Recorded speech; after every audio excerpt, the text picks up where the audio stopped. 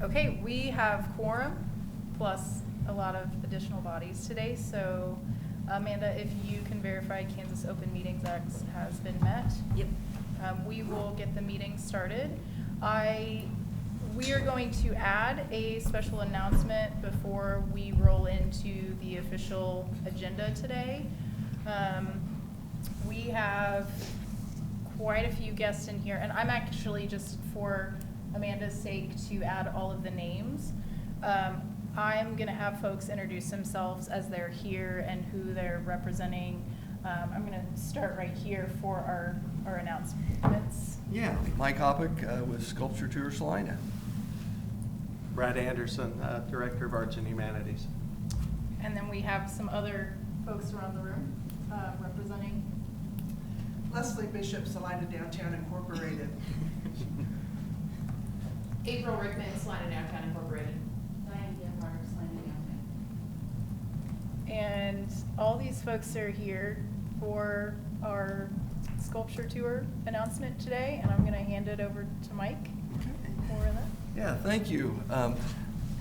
Every year we, as you're aware, Salina Sculpture Tour has a People's Choice announcement, and with that, we turn it over to Salina Arts and Humanities and your group, and you get to choose where it goes. So we thought, what a great place to do it this year. So before we get to that, I'd like to talk a little bit about Sculpture Tour. We just finished up our 15th year. We're not quite finished. We go through April.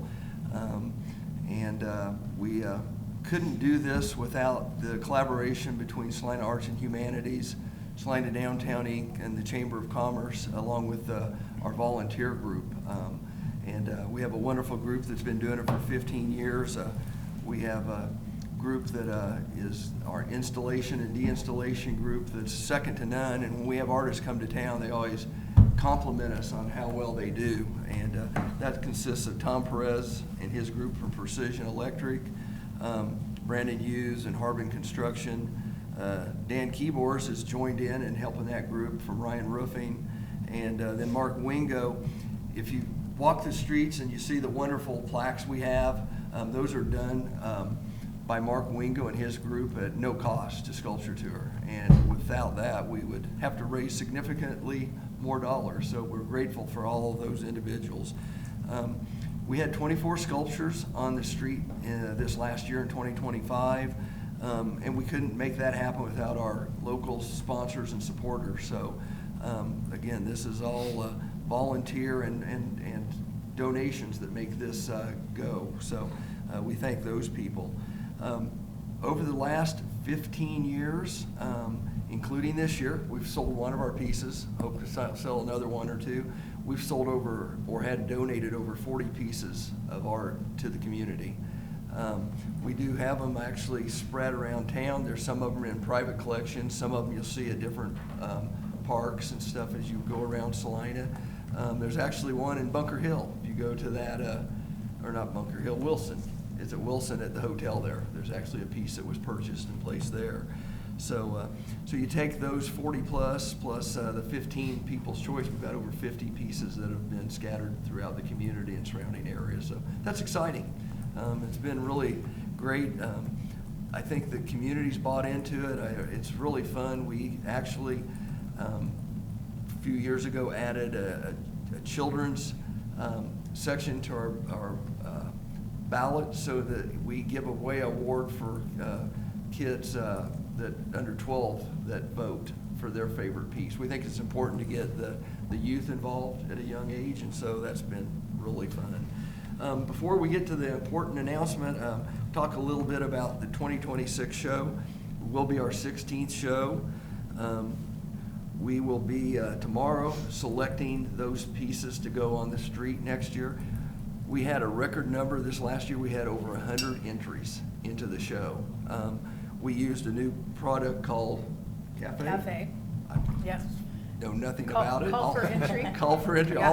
All I know is it worked. So we have over 100 entries we have to go through tomorrow and try to narrow it down to 24. And that's never an easy task. But it's an exciting task that we have that much interest in coming to Salina. We will be doing our unveiling at 11 a.m. on May the 2nd. So not too long from now, we'll be doing our next. So in April, you're gonna start seeing downtown's gonna look a little naked because we'll start taking things down and getting ready for the 2026 show. So with that being said, let's get to why we're here today. So there's what we do is we have the People's Choice, and then we have a People's Merit Award for the piece that comes in second, and then we have the Kids' Choice. The second place winner gets a $1,000 cash prize. The Kids' Choice gets a $500 cash prize. So with that being said, Nope. past that. Oh, Keep going. oh, Oh, you oh, got the oh. wrong one. Sorry, Still. this is just how I. There you go. With Sorry. The Wanderer, the wonderful piece done by Sunday Maha from Indiana, is the draft that sits in front of at the corner of Iron and Santa Fe. That was the Kids' Choice, and it was also the Merit Award winner. It came in second place, so it's a wonderful piece. His first year that Sunday was here, and he was here for the unveiling, and so it's a wonderful piece. And that was also the second place. Yes, that's right, yeah. By the juror on Was it by the site. juror also? Yeah, that Okay. was, yeah. Couldn't remember. So anyway, this year's 2025 Sculpture Tour Salina People's Choice winner is, Okay. there we go, Mr. Hatter's Pursuit in Becoming Human 006, The Fisherman at Fall River, created by Brady Hatter. And Brady's been in our show numerous times, and his pieces are always whimsical and thought-provoking. And this piece sits in front of Sunflower Bank there on Santa Fe. A little bit about the sculpture, or about the artist first. Brady Hatter is a sculptor that lives and works in his home in Udall, Kansas. Brady makes work in steel as well as invented machine-based oddities, as you can see by looking at this piece. Through self-reflection and art making, he examines his own familiar bonds and studies what it means to be human. Brady has many commissioned artworks permanently installed in the city of Wichita. So now he'll have a permanently installed piece in Salina, so we're excited to have that. About the piece, Mr. Hatter's Pursuit in Becoming Human 006, The Fisherman at Fall River, reflects themes of family, fatherhood, and belonging. The welded steel wasp fishing atop a pillar embodies shared rituals and quiet moments of his childhood that can connect generations, blending the strength of steel with the fertility of memory and relationships. And it's kind of funny when I was reading this, and he talks about, you know, his childhood memories. I remember the very first piece we sold was bought by the Bank of Tesket, and Mark Berkeley did that. And he remembers, if you remember, it sits at the corner of Santa Fe And Prescott. and what? Prescott. And Prescott. And it's a little boy carrying a big fish on his back. And Mark says he reminds him of growing up in Tesket and going down to the river and fishing. And he says, but I don't think I ever caught anything that big. So a lot of our artists have reasons why they've done things. And so anyway, congratulations to Brady and to the community of Salina for having this wonderful piece stay here. So with that, I'm going to turn it over to Brad. Okay, thanks, Mike. And thanks to Sculpture Tour for all your work. And I should also say in introductions, it's not just Mike Hoppick from Sculpture Tour, he's also our current mayor and has served on the city commission for a lot of years. But Mike has been a backbone of the first concept of Sculpture Tour and its development over the years. It's been an honor to have Arts and Humanities be a part of the jurying process and helping accommodate artists and serve these private citizens in the best way we can. And it has been absolutely amazing over the last 15 years to watch the transformation of our community, of having some reticence when it first started about any public art to now embracing traditional forms, completely abstract forms, and unique whimsical pieces that combine new processes and technology and also some traditional forms. So being able to watch our community grow and its appreciation and acceptance and our town transform due in part to 50 plus sculptures as part of 200 works that are around our community that weren't here 25 years ago, it's a big deal. And we're thrilled to have this. And along with the fishing, the other thought that comes to mind is now 2 of the last 4 years we've had fish and fishing themed work, and we're 12 months from a riverway beginning its construction and restoration. So I think there's probably some great places to be considering where this might reside in the future. So thank you very much. Thanks to the CAD committee for helping make the recommendations of where this goes and bringing that back for the mayor to approve in a couple of months. So. Well, and I'd be amiss if I didn't mention that we had an illustrious artist in our presence. That would be Mr. Bob Peck, who actually has 2 wonderful pieces that were purchased and sit on Santa Fe now. So, yeah. They're really great pieces that the public enjoys. And the reason we have them is because one of them is I can't remember the names, Bob, you're gonna have to help me if you can remember, but we have the one that purple Plum Crazy. Plum Crazy is the runner.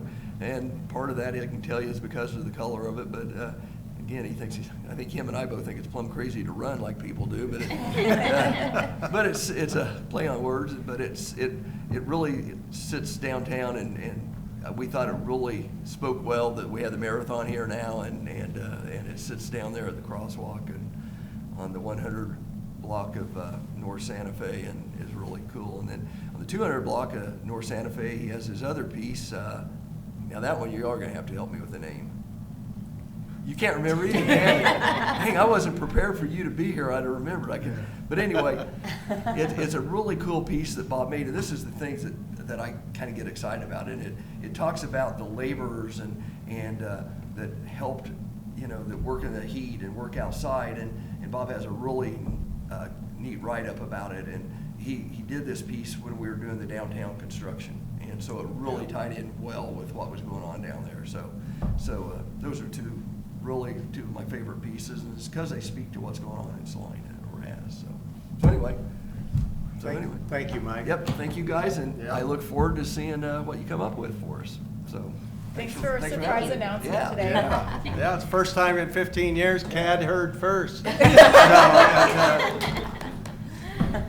you, guys. Yep. Yeah, I think the timing of that is really great.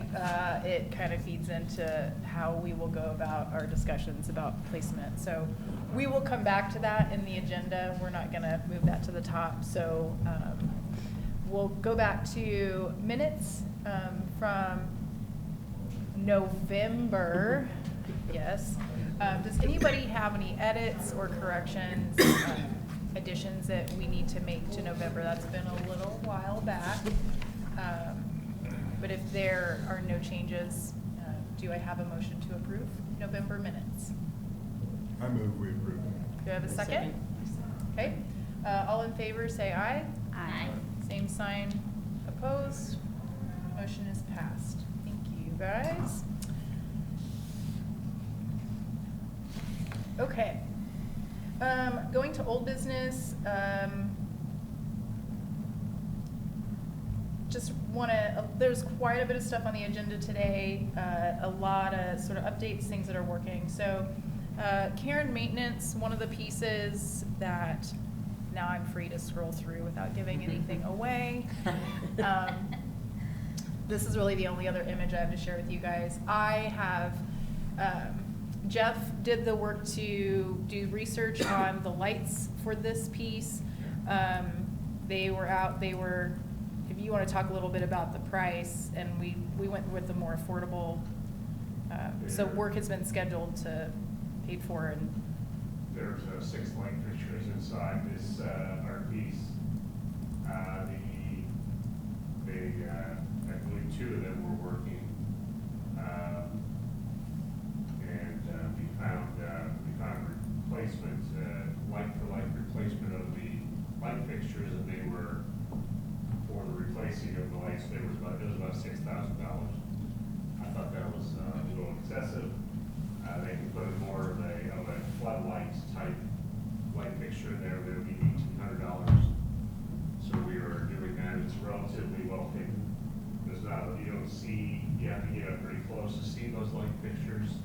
So we felt floodlights were an appropriate replacement to be able to illuminate this picture, or this sculpture at night.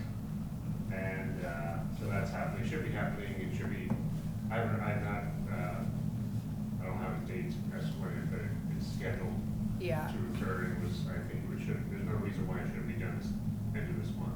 Yeah. So that was sort of an end of the year, getting that scheduled, getting things paid for, so that will be fixed. If you guys don't know this piece very well, it's on the south side of Tony's Event Center, and these are, I want to say, like galvanized metal, and on the inside they are like rock-like glass. So you can tell from the photo, you don't really see the color in that, so that lighting is really key to like this piece really conveying what it's all about in the color. So That piece is called Revival, and it was by an artist from Mission, Kansas. His name's Matthew DeHamers. It's galvanized steel, steel mesh, floodlights, and colored recycled glass. so It went in like 2015 or something. Yeah, it was right around there. So it's a really cool piece, but if you're not over, using Tony's Event Center for anything, but again, it might be something to check out. I go to the Y at night, and it took me like reminding myself for like a month and a half to go and check the lights. So, yeah, it'll be good to see that updated. I have put out a request to Bergen's Studio to evaluate both the watchdog and the base for Poco a Poco. Poco's in storage right now because he was over at Jerry Ivy, and I'd like to get the base fixed, but we'll wait until things have moved farther along at Jerry Ivy before we make any decision. Like, we can talk about that, but also kind of depending on what things are looking like over there, before we decide where we need to go with that. And then on public art care and maintenance, Allie was out today, so I probably won't dive as deep as we could, but we have been organizing our collections, getting that sent over to the Public Art Archive to start uploading and getting things organized. We have had an intern here, Ben Mars. He was here last semester. He is really helping us now. He was doing a lot of archiving for the festival, and now he's helping Allie and I. Right now, he's doing a lot of stuff internally in the office. He went through, this is our festival print collection, so he's went through and actually tagged the back of those with the edition number and the dates, because sometimes that's not legible, and making sure that everything within this office is accounted for, labeled. And then he's working within our spreadsheets. Art moves around with our public collection, and there's been schools that maybe had work and have closed. So Ben's doing a lot of that internal stuff, so it's really nice to have his work on that. It takes a lot of time. And once he's gone through that internal stuff, we'll be sending him out to those locations if we have questions. Prior to digital cameras where you could take 1,000 photos and pick the best one, some of that stuff from the earlier days of the collection, it was film photography under glass, so we've got a lot of glare. So we're gonna get him up to speed before we just send him out and he starts putting in a lot of miles. He can be more impactful and just update some of those photos. Again, because we're moving into the Public Art Archive, we wanna have nice legible stuff instead of some of those grainy photos. So I think we're getting a lot of movement. I know that Allie just had to clarify with the Public Art Archive what we want that landing page to look like. And we decided that because this is not the city of Salina, that landing page, if you guys have been on the Public Art Archive, when you go to a city, it just pulls up everything. It's just a mix, because our rationale for that was if you're a traveler or a visitor into Salina, you're not gonna know what the public art River Festival collection is. You are not necessarily gonna know what Boom Salina is. So you may see one of the things and just type in public art, and it's just gonna like give you a spread. And again, like anything else, you can filter it if you start digging in a little bit. So I'm excited to see the mapping. I don't know how far they are in kind of getting that stuff loaded in there, but we're making progress. So it would, I don't want to set a timeline. They are a small staff. So we kind of have to, like, as they can get things processed, but it'd be nice to see where we're at before we peel out, take our break for the month of June, and maybe determine if there's anything else we can ask this committee as far as like doing that, or even starting to like play around and navigate within that. I am hoping within the year we can start to move in sort of a more the advocacy and marketing of using the Public Art Archive by the end of the year. So hopefully that's where we can be. Who was the intern again? I'm sorry? Who's the intern? Ben Mars. Okay. Ben's older. There's, who is his older? There are three brothers, I believe. There's 3 Mars brothers, and they've helped us at festival a lot. I didn't realize there was 3. Yeah. I thought there was 1 until they were both, and then there's 2, but apparently there's 3. So they look a lot alike, but we've got one of them right now, and he's been great in just getting things done. So, and at this time, we really need that extra help for some of those, like, that detailed work. It's hard for Allie and I to pull ourselves away.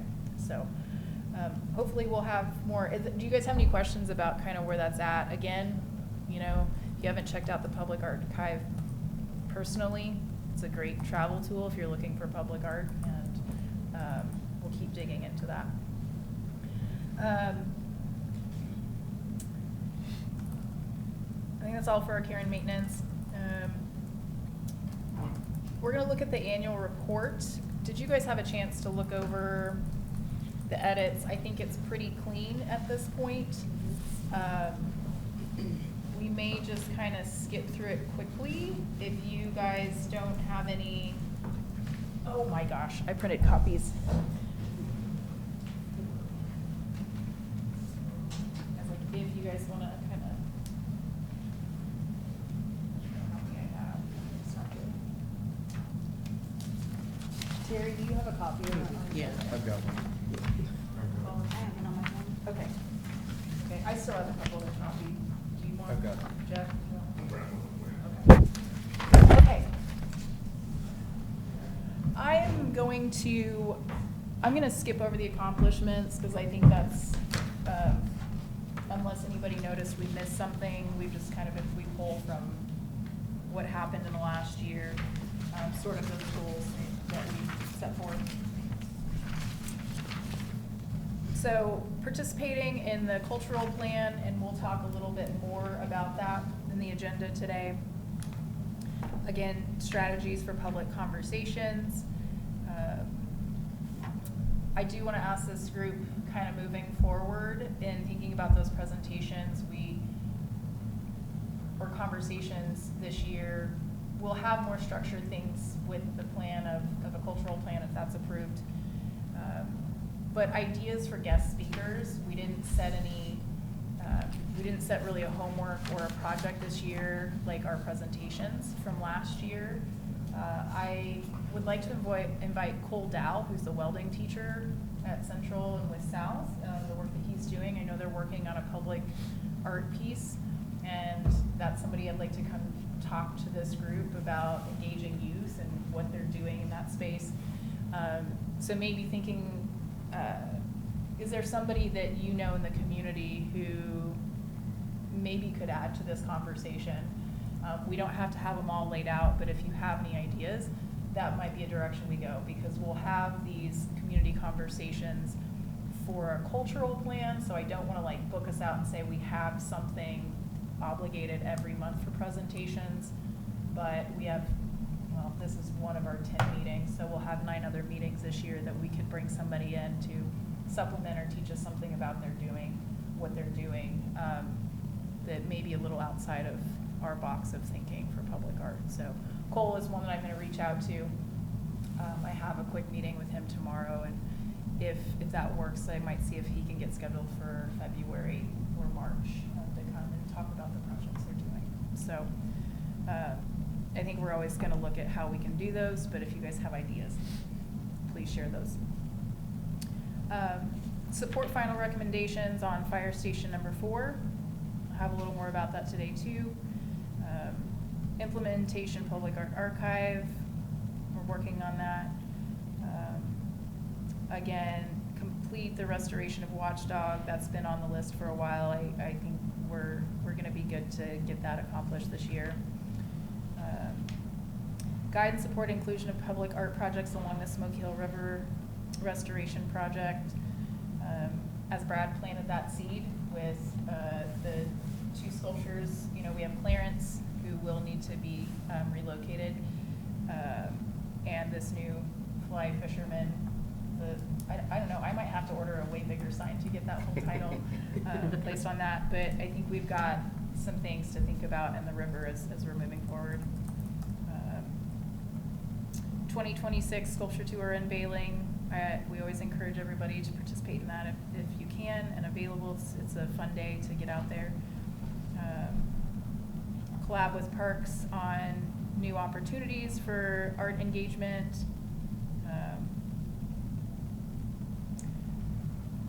Jeff, this one about the public conversation about Sunset Park, if we want to leave that there as like a goal, or maybe, I don't know, if that's a too specific, if you think that's in the timeline for. We could, I would say we maybe put it in the parking lot, if you will. That's my suggestion.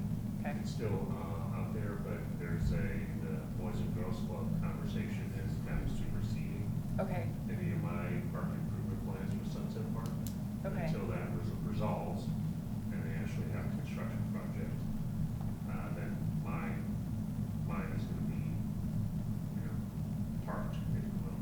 Okay, I think I will maybe remove, put it in the parking lot for a little bit, so. Support increased access and placement of public art in all neighborhoods and parks. And we listed those. Again, we're gonna have new sculptures. Where do we wanna work into those spaces? And, ooh, I doubled up the river trail. Okay, see, that's me noticing. I kinda have 2 different versions of the river. So, I think, you know, some of those, like the cultural plan, that's gonna kinda unfold with activities that we don't really know what that looks like quite yet. So, unless there's something you guys really wanna add to this, or there's edits, I'm gonna, you know, I'll probably have Amanda or Ally look this over to make sure that we don't have any other duplication, and make sure meetings and like membership numbers are all up to date. But do you guys have any questions or, you know, changes that we wanna make? Because otherwise, if there's a motion to approve with those small edits, I won't be adding anything else other than kind of taking the specific Sunset Park out of there and removing that duplication of the river projects. So, any feedback? Do we have a motion to approve with those edits kind of in the wings? I move to approve. Do we have a second? I second. All in favor, say aye. Aye. All opposed, same sign. Motion has passed. Okay, thank you guys. We'll have that ed. That's actually, those are, the final on that is actually February. So we've got time, but it's nice to know that we can kind of move on to our next projects. So, and if anybody else needs another copy before they go, you're welcome to have it.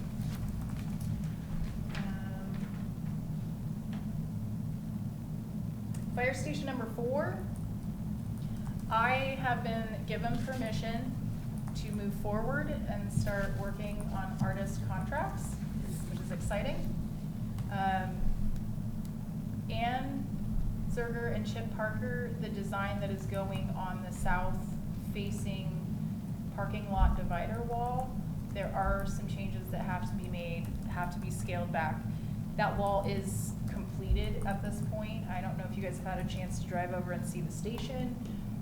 The brick is around the building, so that wall is there, and the original design was gonna have the pieces inset, and because the wall is there, they will have to address the attachments of the clay tiles in a different way. So we're gonna be meeting on site this week, but also because of the imagery that was decided upon with the site committee to be a fire service and what they're doing, it does fall into a sign. So they are redoing the layout, so it's only one piece. So we'll get an update of that timeline. We will have those updated versions, that design, to you guys for final approval in February. This is at least the projected timeline. So the site committee will have to see that, make a recommendation to you guys. You guys will look at it in February. It'll go straight to Arts Commission, and then I will be hopefully at City Commission the following Monday. So, yeah, the fire If we has don't look at it, it's the not good. momentum. The momentum, as in my notes to self, was pick up momentum, and it is moving along. So you guys will see those, like any updates. Eric's the perforated metal piece for the front. There are no design changes or size changes. Because it's been a little while, he is looking at cost of materials, so he may have some updates. So, kind of waiting on some things, but we're getting there. And then with Ann and Chip's piece, that is an opportunity to utilize student engagement to make the tiles. We'll probably be looking at the fall semester for them. I want to work with Sarah in our Arts Infusion program to put that out to classrooms. We may be able to include, a couple hundred students in that process, but it depends on what classroom teachers want to engage the project. Ann and Chip are River Festival artists. They also are working on a project for the Prairie Festival coming up in the fall.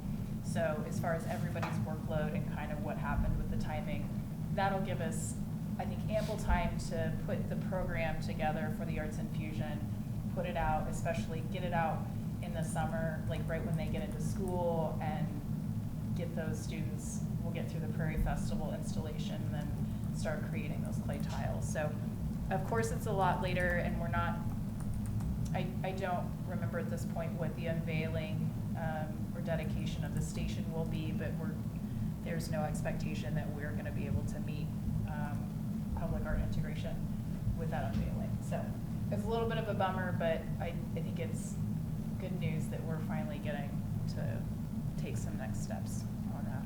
So look forward to some approvals February, and then keep moving along and get artist contracts.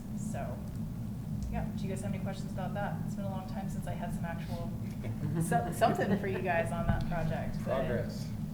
It's nice to get back to it. So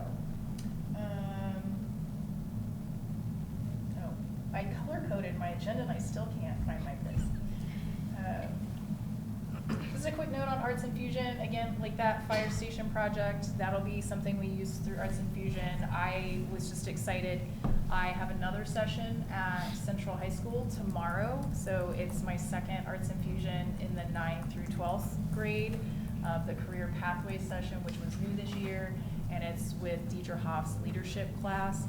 So I'm really excited to be in that space, and then I'll go talk with Cole Dow. So I think, to me, I feel like there's some magic finally starting to happen with building relationships and seeing what people are doing in the community, see what our teachers are doing, and figure out, not necessarily the path of least resistance, but where is there already some momentum to be able to support each other, whether, Cole's doing these things with his students, so we're not doing that, but being able to share those things or understand how he's doing it, I think I'm feeling really excited. And then I have another session at Lakewood that's an all-day with the 8th graders about career pathways. And there's some really exciting opportunities, I think, at Festival to get these students into a collaborative piece. So as I'm doing those and thinking about, I'm talking with the students, and I have these public art spaces, whether it's at Festival or through other activities we're doing, or the SDI trash corrals happening. I'm also curious about artists who want to work in leading maybe a student project. So I'm putting that out there to you guys. If you have other people or classroom teachers, this is me trying to where's that spot that I'm missing? Whether it's a mural that students are working on together that's led by an artist, just trying to plant those seeds, because I feel like I'm getting some traction, but I can't be the artist leading the on-site thing. So if somebody comes to mind, or it's you personally that's like, oh, that's where I want to step in, let me know so we can make the right connections. Or I'm always open to exploring other ideas that I haven't quite seen. So Arts Infusion is working. Those are my last 2 sessions. I think that's about all I'm at capacity for in the spring, but I think that'll be good. So arts. Okay, that was all for the things that have been in process, and we're gonna move on to new business. And the first thing, did I miss something? No, you're good. Probably. Doug's gonna read the. Oh, okay, That's I am all. gonna hand this over. So, we didn't officially do our, do you need this? Okay. No, just that. No, go over what So, they said. There we go. our Douglas, who is our commission liaison, came in and, saw the presentations we were doing, and Carol done some traveling, and he has some stuff to share. So we're doing a little carryover of our public art presentations. And it's not just picking a city, this is some actual travel goodies that Douglas is sharing with us today. Sure what that bar is on the bottom. Oh, is it? Is there a way to make that go away? Let's make it bigger. We'll make it bigger. Oh, Subtle hint.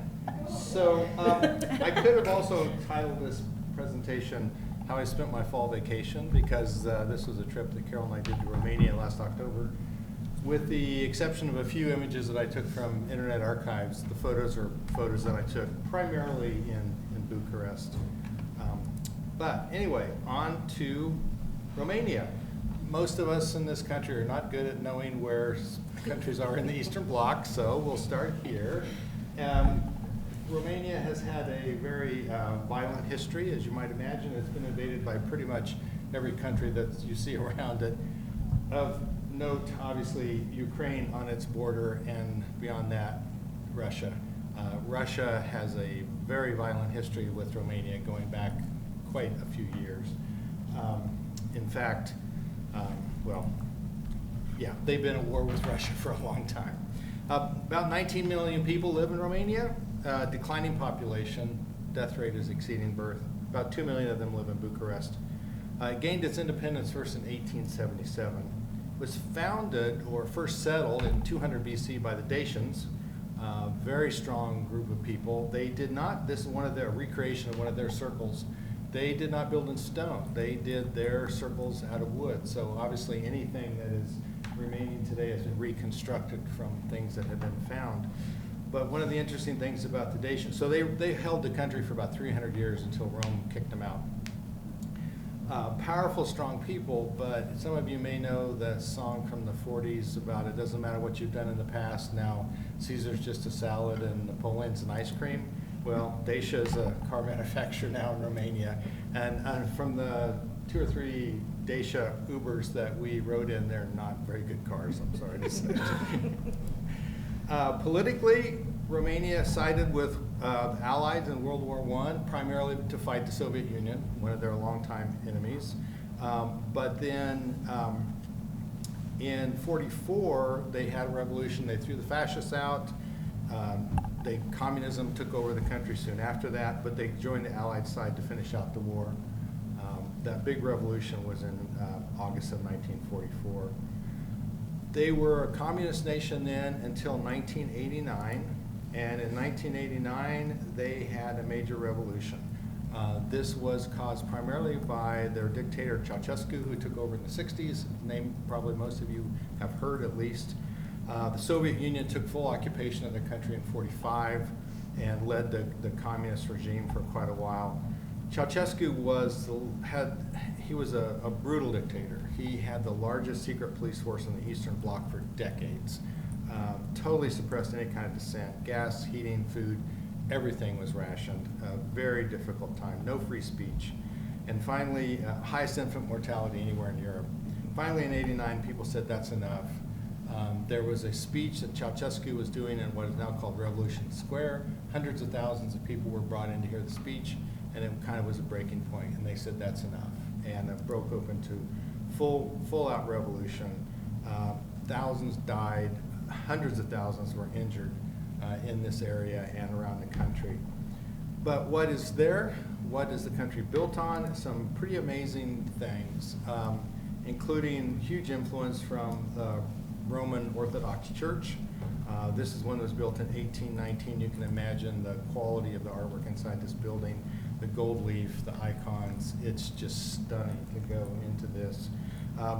I found fascinating the exterior, Greek Revival style, but check out the cross that's on top of that building. That is one unique cross, I thought. But apparently for Roman Orthodox, it's not that uncommon. The city of Bucharest is filled with buildings like this that were built in the late 1800s, early 1900s. CES is one of the big national banks. This is one of their headquarters. This is a residential block built in the 1920s. You're starting to see the pattern of the architecture that was done throughout Romania. It's very much a mix of styles from pretty much everything that's come before it. Another significant building that's just on the corner of Revolution Square is the library.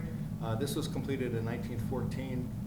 One of the unfortunate things during the revolution of 1989, this building was set on fire. 500,000 books destroyed, 4,000 manuscripts destroyed. It took 12 years to clean it up and get the library open again. So that was kind of an unfortunate loss from what had happened. Very little modern architecture in this country because Ceausescu hated modern architecture. It was absolutely the bane of his existence. I don't know how this hotel got built, but it opened in 1971. One of the few modern architecture pieces that we saw anywhere where we were around in Bucharest. In 1983, Ceausescu had the National Theater rebuilt, I should say.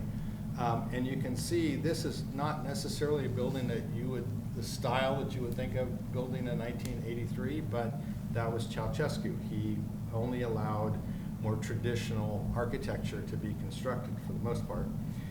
I should mention, after the revolution of 1989, a week after the revolution broke loose, Ceausescu and his wife were captured in the countryside. They called it a drumhead court when you have court in the field, and they were immediately executed by a firing squad. So now Ceausescu's gone, and so in 2012, people said, no, we don't like that building, we're going to rebuild it. So they basically tore down the National Theater, and from that, they built this, which is obviously highly influenced by Le Corbusier's Ronchamp that was built in 1955, but still a modern, interesting interpretation. Everybody gets to have an opinion. Okay, this is the University of Architecture that was built in 1916. This is what is considered in Romania to be the leading example of a true Romanian revival style. And if you look at this building, you'll see Greek, you'll see Roman, you'll see a little bit of Egyptian. It is literally the biggest hodgepodge of elements that I could imagine being proud to call your national style, but that's what they did. Again, Now Ceausescu is gone, and in 2023, this is the other side of that building. They did a major expansion to it, obviously embracing much more modernism. All right, turning the clock back a little bit, please forgive my hacking / Photoshop job there. This is the Royal Palace. This is where the king lived. This was where the seat of power held. There were two small wings that came out, one out of the north, one out of the south of this building. And I know this concept is going to be hard for anybody to imagine, but the king decided that those wings weren't significant enough to serve his purpose, and so he bulldozed them down and built new wings. And this is what he built. So quite a significant addition to the palace. And this is where he lived for many years, up until his departure around the 30s. That back dome wasn't part.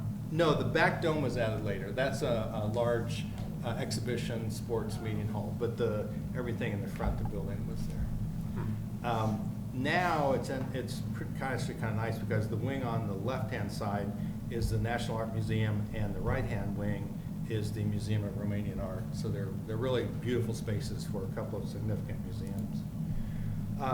Back to Ceausescu now. This is the People's Palace, as he called it, although I can assure you people of Romania were never allowed in this building. If you look down at the far end of this axis, the white palace at the end was his dream of the civic center to be the center of communism in Romania. He started this in the 70s. He started just dozing everything down. This is from that palace looking back the other direction. Forced displacement of 50,000 families, demolition of entire neighborhoods. 19 Orthodox churches were destroyed to clear this out. 6 synagogues, thousands of homes to get the People's Palace. It was highly controversial because it was so expensive. National debt just bottomed out. I mean, they borrowed money literally from everybody they could borrow money from to construct this place. Massive foreign debt, and it led to a level of economic hardship in Romania that was almost worse than it had been at any time in the past. Rationing was intense all the way through the 80s.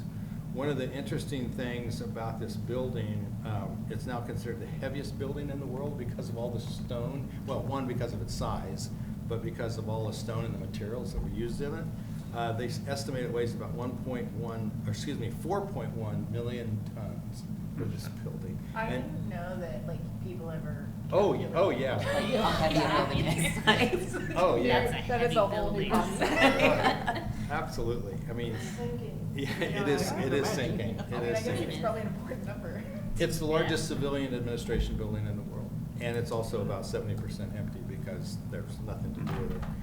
It was conceived as a symbol of communist power, and so it became the centerpiece of his redevelopment. Every piece of material that went into this building was from Romania. That was one of Ceausescu's requirements, to the point where he wanted some silk panels in one of the walls. They don't have a silk industry in Romania, and it was the closest they ever came to slave labor. They had children raising silkworms so they could create silk to create his silk panels. That's how strange things got. But from the ceilings to the floor, just unbelievable richness. So was all the stone then, was this It was all mined, quarried in Romania, yes, every piece. At least that's what they say. Every strong leader needs a good ballroom, of course. So this was his ballroom, built onto the People's Palace. Quite large, quite extravagant. On both ends, he had these recesses about 30 feet tall where a portrait of himself is going to be on one side, a portrait of his wife is going to be on the other side. He was executed in a field before that happened, so those portraits never got painted, but that was his ballroom. The first public art that we actually ran into in Bucharest was the statue of King Carol I, right across from the presidential palace.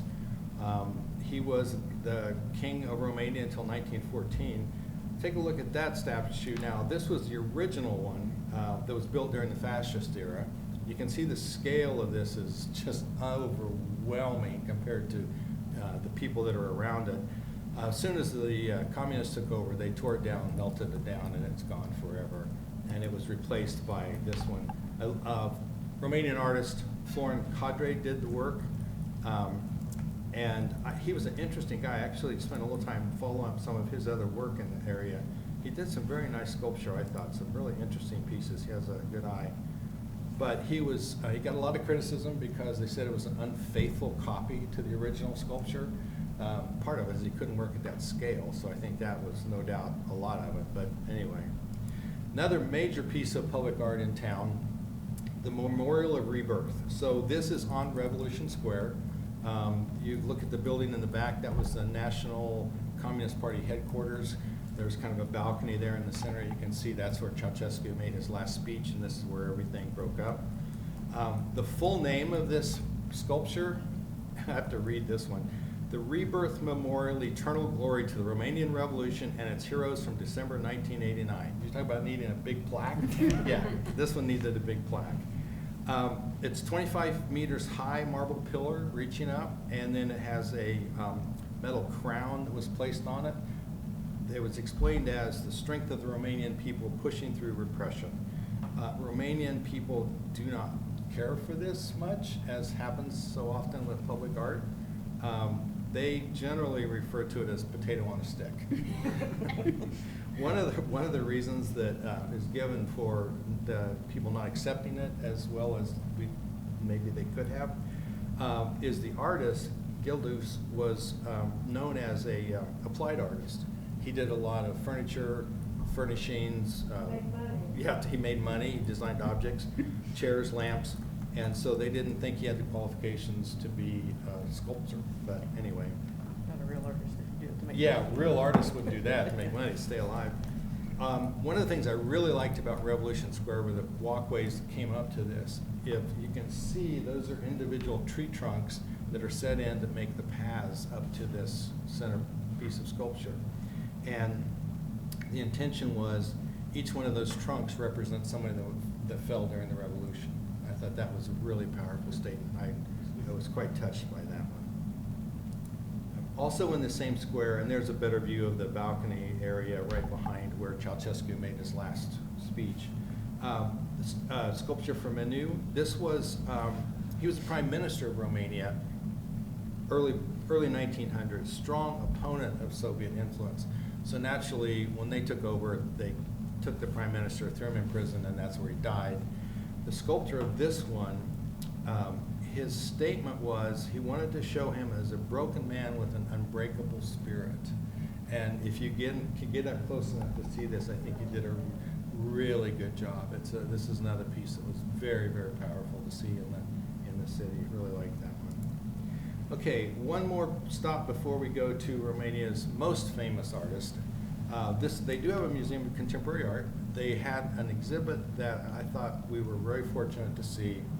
It was the posters and basically the propaganda from the communist era. So these were all posters that were widely distributed around the country for the decades, basically from the 60s until almost to the 90s. Ceausescu had a very strong cult of personality. He was the party, he was everything. You can see that his image and his wife's image are on almost every one of these posters, because that was very, very important to him. What made this exhibit so, it was really interesting to see some of this graphic art. It was really impressive, I thought. But what made this so interesting was what was behind these walls. Cages of sculpture that was done during the communist regime. It was so interesting to walk these little walkways you can see behind here, and you're surrounded by all of this caged art. The organizers at the museum said it took them a long time, it took them this many years before they felt like they could even present the work that was done during the communist era, because it had been so downplayed and so hated and it caused so many bad feelings. Well, this is the way they felt like they could bring it back to the public in a more contained, I guess, if you will.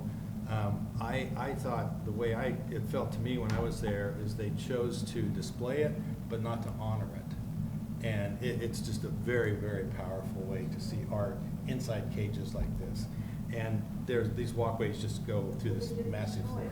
But they didn't destroy it, right, they kept it. Okay, on to Romania's most famous artist, Constantine Brancusi. Many of you probably know that name. born poor in the rural countryside. He was very proud of his upbringing for his entire life. He never shied away from that. I love his quote of how to make art. Not sure how well it works, but it's kind of an interesting idea.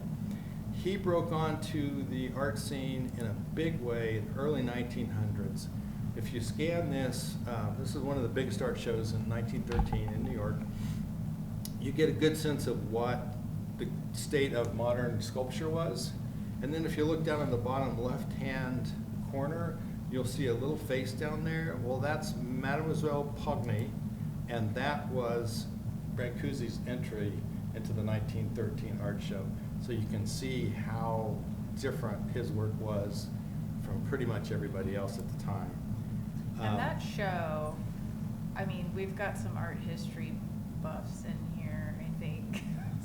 It's been a minute. But that was the big, like, European, like, modern art Yep. introducing to America, like, all these artists Yep. in so, Yep.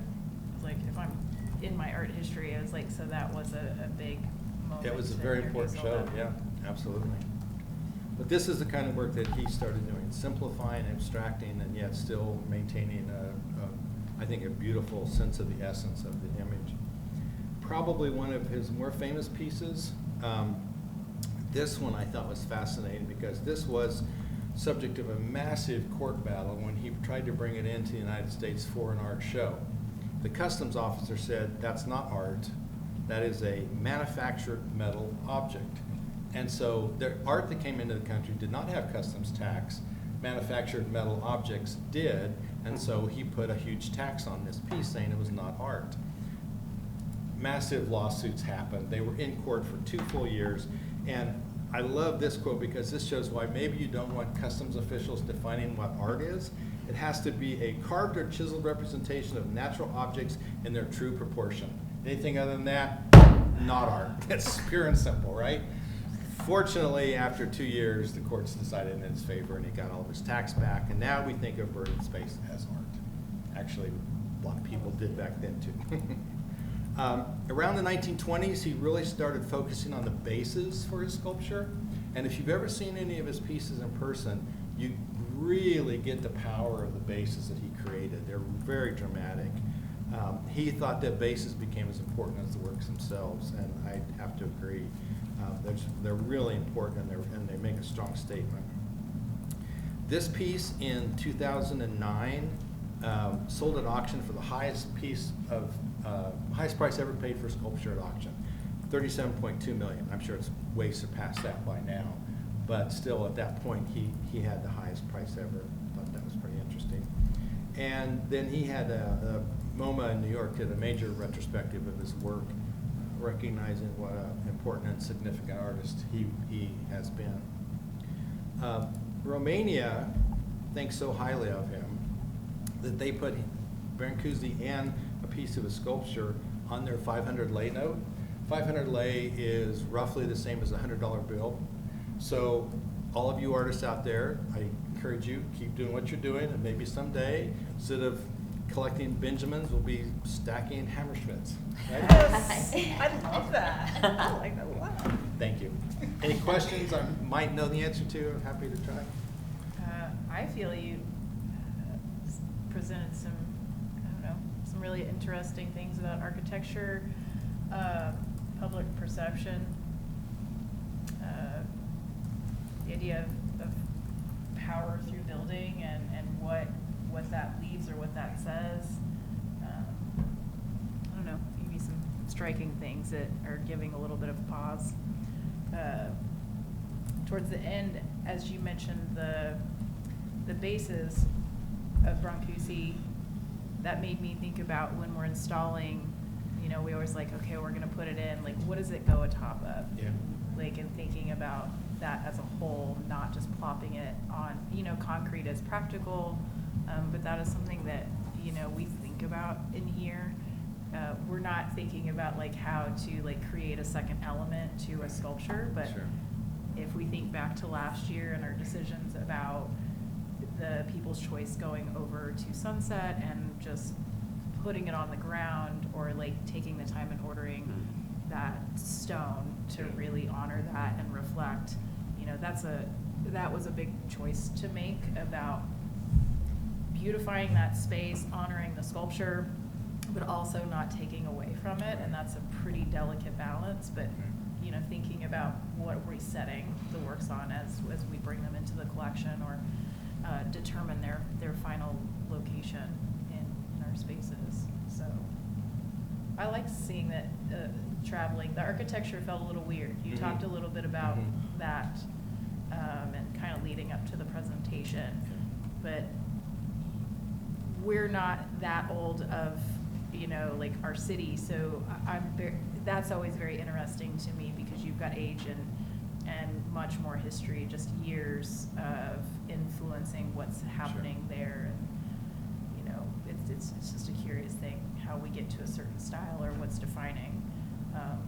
Like in just in the city of Salina, like, is there something that other people see that define our collective architecture or what that is? And I think as we move into a cultural plan, that might be something that we're thinking about and talking about. You know, we've definitely talked about sort of the branding of Salina as we see the Art Deco and the overpasses and sort of these repeated patterns.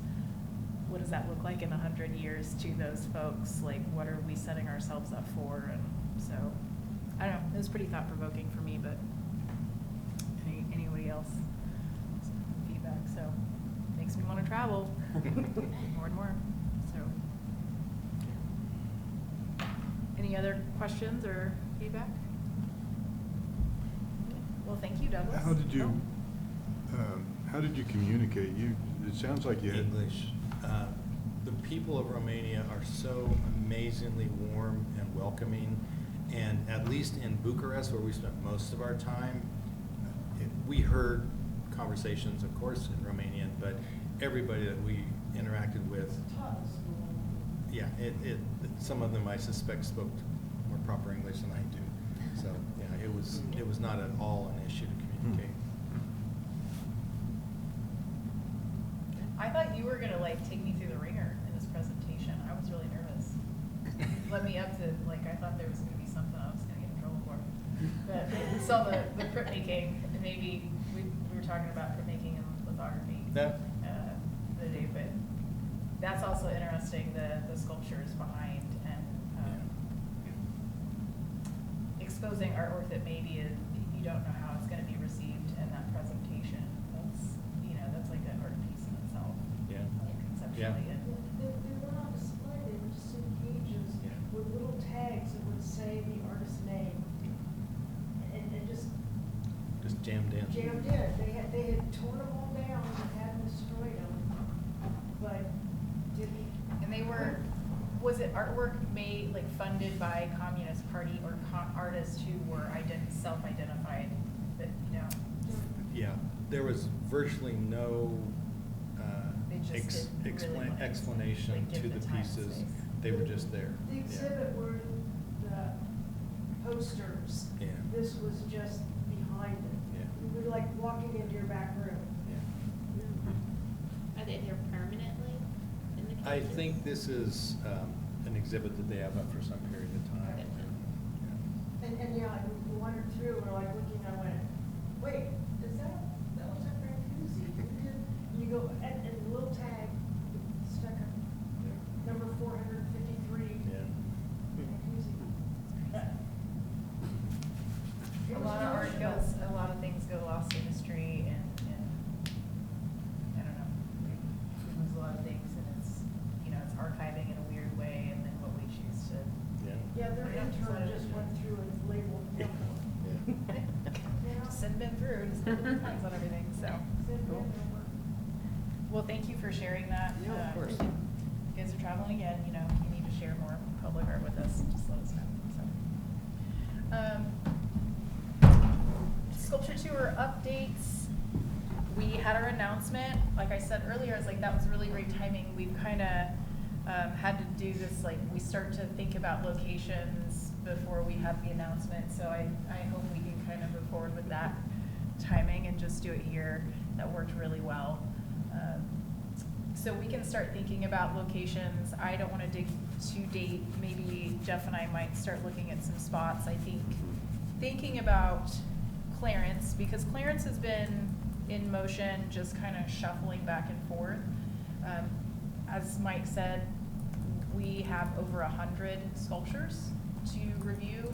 That is the highest number of applications that Sculpture Tour has received. I think probably the highest number of artists also collectively.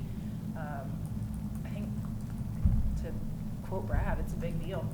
I think that's great growth.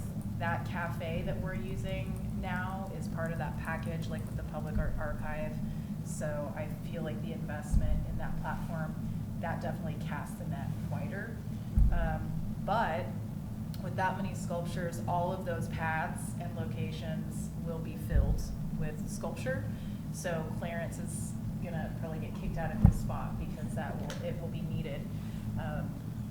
So Jeff and I think if we could set a time and maybe identify some spots and start really looking at that, and then also with the river project, what's available right now, what potential, we may not have to pick a permanent location. Lakewood might be a spot to consider, something else. And it might be nice to talk to Brian over there and there's gonna be changes there too. So we may look at a real permanent location for Clarence. We may look for another sort of transitional thing, especially with the work that will continue to happen with the river. And also Brady's new piece, would be good along that way, but I think we just need to identify some potential spots and discuss that. Brady's piece is quite tall. I think it's, I don't know, my shots, I was shorty, like shooting up in the air. So I think we'll have that ground mounted wherever. We won't have to worry about a beautiful extra base to bring it more height. So we'll come back to that conversation in February. I think hopefully we'll have some photos and maybe be able to move that forward. But again, those sculptures, those don't leave their spot until April. So I'll be working on the packet to go to City Commission. And Jeff created a nice workflow last year as we were working through the Kansas Promise. And I want to use that this year from basically the starting point to identify like what the work I'm doing, when it hands off to Jeff and anybody else in parks for installation, or if we have a third-party contractor. There were just some things that were new to me and got a little clunky, so I think that's gonna help get us through really smooth, and that way we can check the boxes so everybody understands what it is, and I'm not managing to things that really aren't my wheelhouse. Quite like instead of an implementation plan by proxy, it was on the front end, getting all the pieces checked and all the items we needed to accomplish of that plan on the front end, and having everybody in place to do that and understood. And then, from who's paying for it to who's doing this, who's doing that. Who's approving this, who's approving that. Yeah, there were a couple little things. I know there was a tax exempt form that I didn't realize had to get submitted ahead of things, and so you can't really go back and retroactively submit that stuff. So I think it'll help us be smoother and more efficient in our processes for this year. So, On Sculpture Tour, if we consistently get trees through cafe, is there a possibility we'd expand it to more sculptures on other streets, or will we just be more competitive? I don't have the answer to that. I mean, we the applications closed the 31st of December, and they still used Google Forms, so it's like a transition year into cafe, and there was still, I think, 44 applications and 19 artists via Google Forms. So, I don't know. I think that would be a major, I don't want to speak out of turn, but adding more pedestals, I think we start thinking about ADA, and with the document had to go in to establish what's already there. I think we would have to see that level of interest for a number of years. There's a lot of artists that I think this year it may, rather than like trying to do a couple sculptures from each artist, I think, we may have one, we may not have more than one. We've had a couple from some artists in the past, but with this, this large of selection, I think it might look a little bit different. I have seen the submissions. It'll be a challenge, because there is a limit to like the bigger sculptures, and then the smaller ones, you have to kind of, like, what do you have for like ground mounted versus pedestal? And I looked through, it's like, that looks sharp. Oh, that's pokey. I don't know, it's a little spindly. And so, I definitely, I look at things with that safety and public engagement.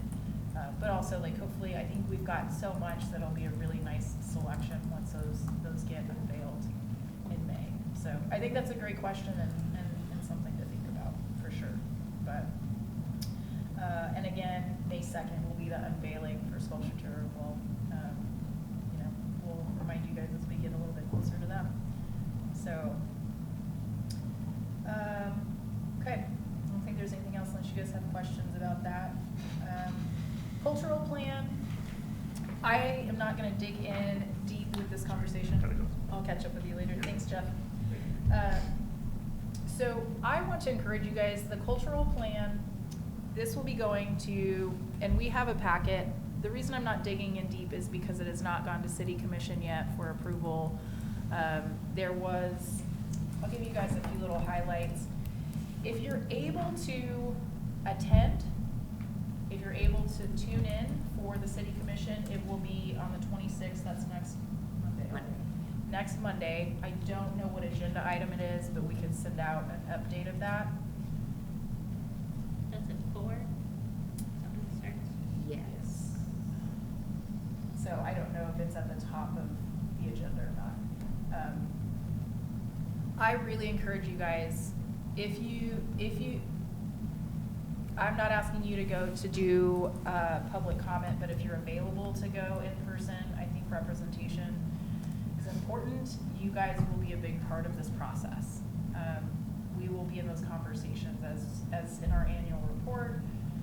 That's our goal, is to support that. What that looks like right now, I don't know. There's a lot of things that have been outlined in the packet. Keen Independent Research is the company that has been chosen.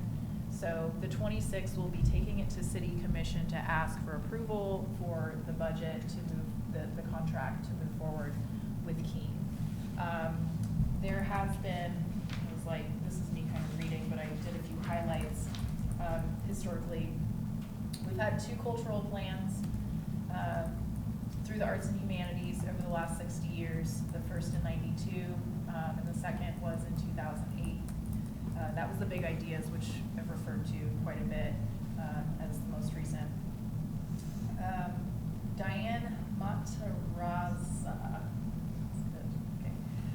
She was the author of the Big Ideas plan and had come back in 2017 to do an assessment reporting, and noted that those entryways in that 9 years from when it was out to when she came back to look, there was a very noticeable difference. And so we'll go back to some of those things, those findings, those questions next month. It's like we had a hefty agenda for today, so I didn't feel preceding the approval we needed to dig in too far. But we'll take some time to look at those numbers. What were the questions being asked? Especially in that Big Ideas from 2008. What was the feedback that we're getting? So we kind of give ourselves a baseline, or maybe there's new questions that we're going to ask. Maybe some of those things are not as relevant now, but as our public art program has expanded, and that's our focus here, I think we have new things to discuss. But we'll look at numbers next month. And as a reminder, 2026, it is marking our 60th anniversary of the Salina Arts and Humanities as a department of the city. The Smoky Hill Museum celebrates its 40th year as a division of Arts and Humanities, and the Smoky River Festival is 50 years old in June. So it's a big year for this plan, for celebrations, for anniversaries. We did the passport last year because Theater Salina, there's just a lot of big cultural anniversaries around this time. I mean, it's a good time to always celebrate the culturals. So if you can tune in, if you can be available, I'm gonna go sit. I'm not officially, like, I'm not standing up to speak on this approval of the budget for Keene. We're in some interesting times, and I think it's really important that you guys, as a committee who speaks on public art and makes recommendations, to kind of take the temperature of how this is being accepted initially by the city commission. If you can't tune in, I think that'd be a good thing. We can maybe scan to that time and send out a link so you guys have a chance to look at that discussion, look at the presentation, and once the blue sheet is submitted, we can share that with you guys so you actually see a little more in depth of the history of our cultural plans and what are the goals. So some of those things, key components: provide a clear strategic vision, support economic development, community engagement, reflecting priorities, and ensure resource optimization. So those are 4 of the key components of the cultural plan. So we can expand more on that next month, but yeah, please watch that. I think it's really important for us to understand what we're moving into. We're gonna play a part. It'll be lots of conversations within the community, so it won't just be riding on the shoulders of this committee. We will be engaging those community conversations. So yeah, let me know if you guys have any other questions about that, and we'll dig a little bit deeper next month. And then I think pretty much the last thing on, I just wanted to share some events, deadlines, things coming up.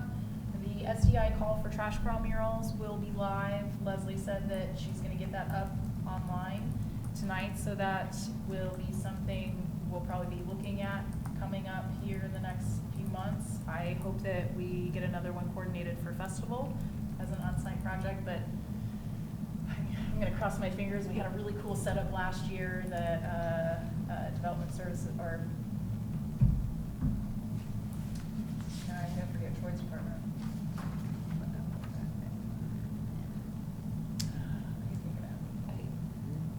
Anyways, that team of awesome dudes who set up the thing. We have that really beautiful, like, shaded thing that Shane and Clint built last year, so I hope we can put that into use again.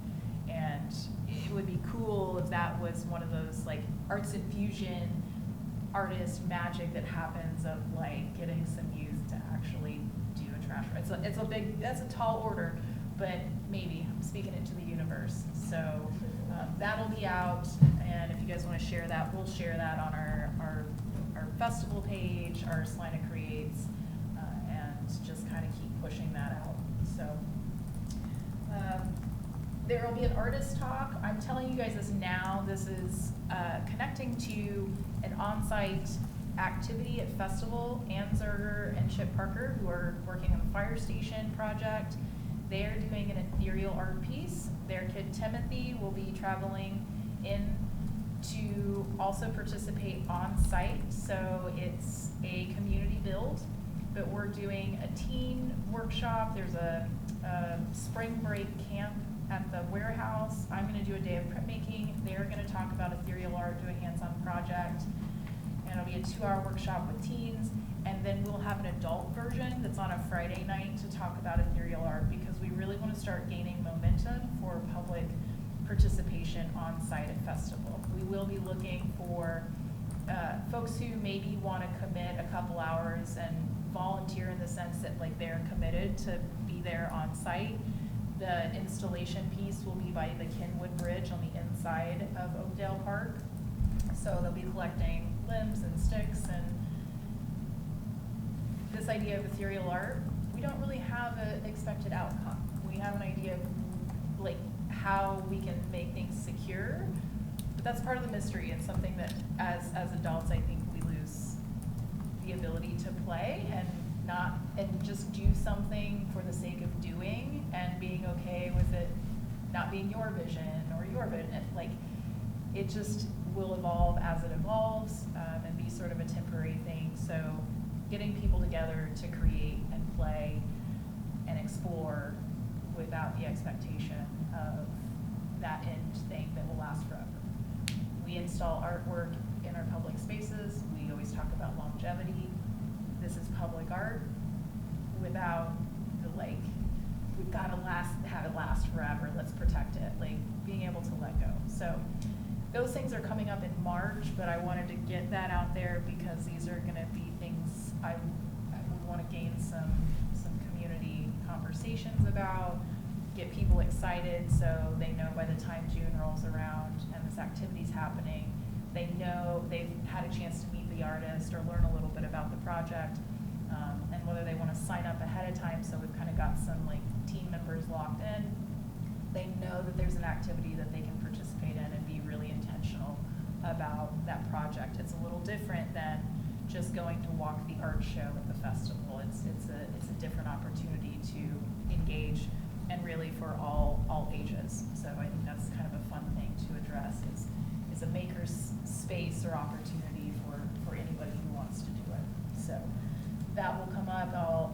Again, next month we'll have dates and specific times for you guys, and that artist talk will be free to the public.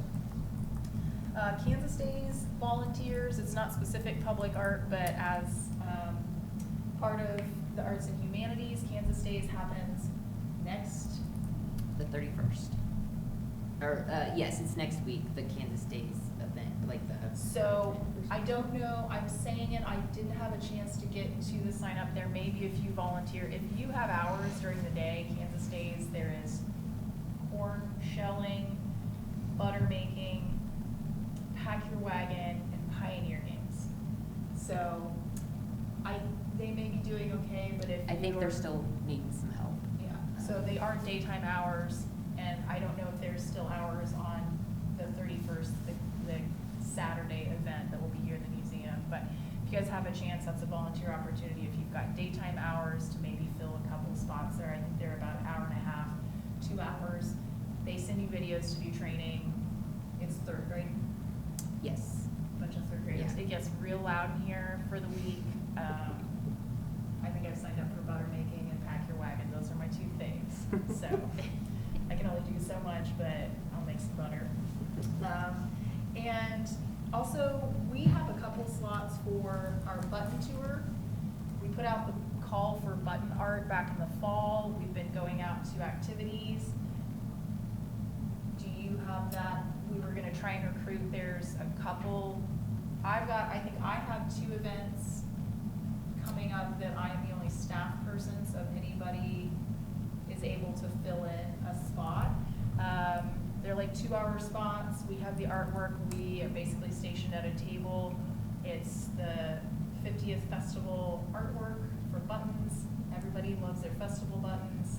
We're still very attached to them, even though they're not our entry for the festival anymore. So we're taking these out, kind of hyping 50th year of festival. So it's like, and if you would like to just be in my company. Everyone's like, no, not like that's a no. Got real quiet. I believe one's at the Steeple I have on. Yeah, the so, 7th. The ones that we have, and I can send this link out to you guys. It's a quick, easy, like you can see what's open and then sign up for what you want. You don't have to strongly deny or accept Right. the company right now in public. The Steeple on the 7th, I believe, is evening time. It precedes whatever show is Yeah, happening. 3 Dog Night Show. It's an Okay. hour from 6:30 to 7:30 on the 7th of February. There's a, on the February 10th, at the public library from 6:15 to 7:45, I believe. That's an hour and a half on that one. There's some volleyball at the field house on February 28th, and then there's, We have one staff person, yeah. like, leading, so we're not just sending you with the button machine and just wishing you Hoping the for the best, best. best of Right. luck. Show you out the door. Here, show. You guys signed up for this. But, It's just making buttons for an hour, or? yeah, basically, so It's we just our- have, yeah. we have the buttons already cut out. They can make their own, there's like markers and stuff, so they can like design their own. But there's also just the cutouts of those designs that we had got purchased or what we'd gotten from artists. Yeah, so they locally. can press their own buttons. Yeah. I think we may have some pre-made, so if somebody just wants to grab a 50th button, and like, it's like Button Boulevard at festivals, so you can draw your own. Just kind of a fun little Yeah. thing, and it's super easy. You'll be taught My on the company spot, had but the it's difficult part. but yeah. So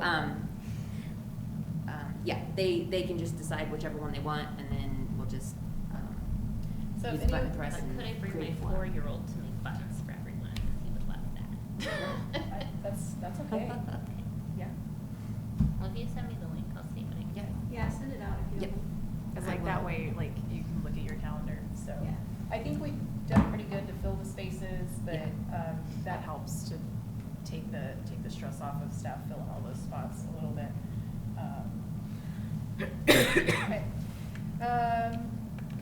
Art Center's Gala's coming up. I don't have all the events, but that was just one that was in my head, like kind of a visual arts thing. Tickets are still available. I believe it's the 31st of January. It's the end of the month. That's the Garden Gala. So I think tickets are $100. I haven't been to one of those. Looks like a pretty fun event. I'm teaching a printmaking class in February, relief print class, Monday nights for 4 weeks. That's kind of feeding into some steamroller print events. The community project, we talked about doing, like, committing one of the trash corrals to the landing zone of steamroller prints. So this is, if there's enrollment to like get the class going, this might feed into some of that community artwork. And Douglas asked about jelly printing. There is a jelly printing class on Tuesdays in February that Sean Delker is teaching. So if you don't want to take relief, take a jelly printing class, because like it's also really fun. So as always, look for classes that are available. There's a lot of stuff going on at the warehouse. Yep, and that's the beginning of the agenda. We don't want to move backwards. That's it as far as events. Is there anything else that's coming up? I was like, it just felt like a really heavy agenda today, like hitting the first of the year. We've got a lot going on. Always things to do, but if there's anything you guys want to share or any questions for clarification at this point, I don't have anything else to throw at you. That was exhausting. Yeah. No, like Darren, I was like, I think it's time to rest. So, yeah, it's good to see everybody back. I think we have a big year ahead of us as an organization, as a community, and I am really excited to dig into these conversations and think about, looking at some of the things we've seen in our public art presentations that everybody has done over the past year. How does that influence what we're talking about in these conversations? And they will be very structured. It won't be up to us to guide and structure those cultural plan meetings, but when people can participate, you guys are a really important part of that. So,